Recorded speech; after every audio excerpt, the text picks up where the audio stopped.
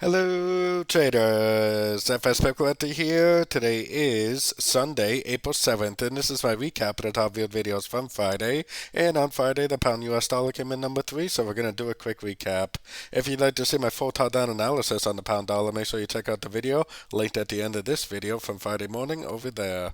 So anyways, we had a nice little reversal on Friday, especially late in the day on Friday. First of all, you had to notice that we have almost a perfect 5 waves up.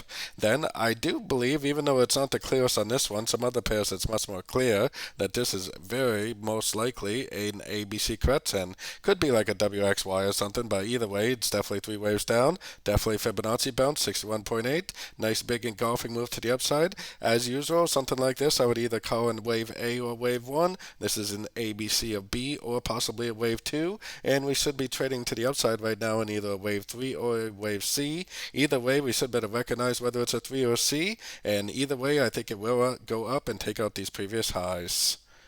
So don't forget to join my free Discord channel linked in the corner down here, and don't forget to check out my membership program that gives you access to my daily live trading sessions and my swing trade setups at my website fxpipcollector.com.